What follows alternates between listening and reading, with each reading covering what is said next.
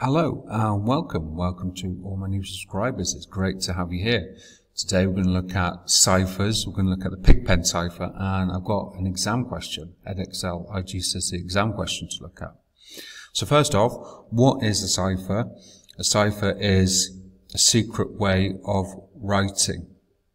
So what this is sending a message. It's a way of encrypting it so that if, for example, in battle, if the message was intercepted, it could not be read by the enemy. So this is a Pigpen cipher, and it's part of the specification. Pigpen cipher is a substitution cipher, so what that means is each letter is substituted for a symbol. And here we can see we've got the grid, and we've got like a 3x3 grid here, two 3x3 grids here, and got this kind of shape here as well.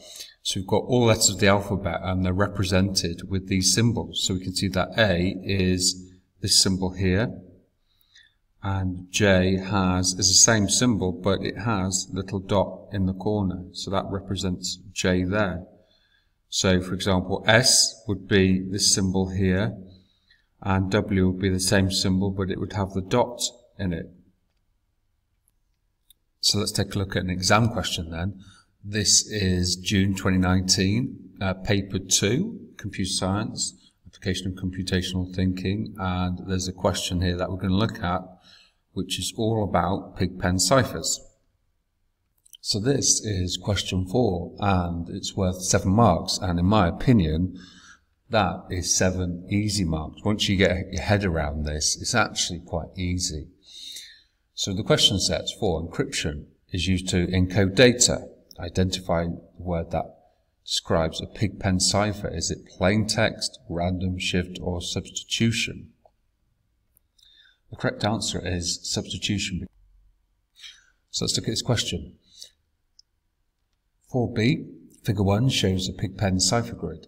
And you can see there we've got all the letters A through to Z represented, and we can see that we've got 2 grids there, 3x3 grids, and then some diagonal lines there to represent all the letters. You see that A has got just part of the grid there, it's the top left-hand corner, and J has got a dot in it, so it looks different. We can see the differences there. So that represents all the letters of the alphabet, and what I've got to do for this question is complete the table to decode the symbols used in the grid. So the first part there, symbol, I can see it looks like that. So I've got to look at the grid and find where that is. So I can see that that is the letter G. The next one there has got 3 lines, and in the bottom right hand corner there it's got a dot. So if I look on my grid there, I can see that there, that is the letter Q.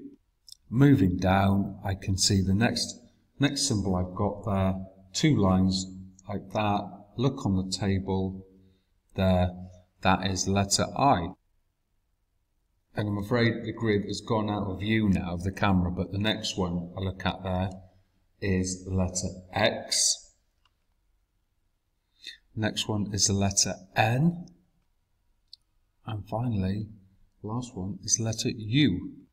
I'll just have another look at that there. I've got X, N, and U. I tried to make that look like a U, not a V. Apologies for that. So that's the answer to the question there, and that's quite a nice 3 marks there. So here's part C of the question. Figure 2 shows another grid. State whether this set of symbols meets the requirements of a Pigpen cipher. Justify your answer. Well, if I look at that, if I look at the different letters that I've got there, I can see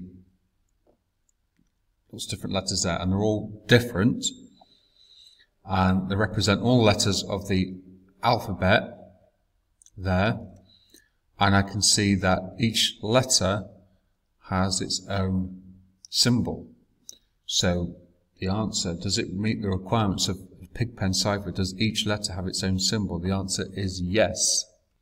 And the justification for that is that each letter has a symbol and can be represented. So that is the answer to that question there, and in my opinion that is a nice, easy 7 marks. If you get a question like that, that should be a good one. You should be able to pick up 7 good marks with that one. So good luck with that, and let me know in the comments how you get on. Thank you for watching.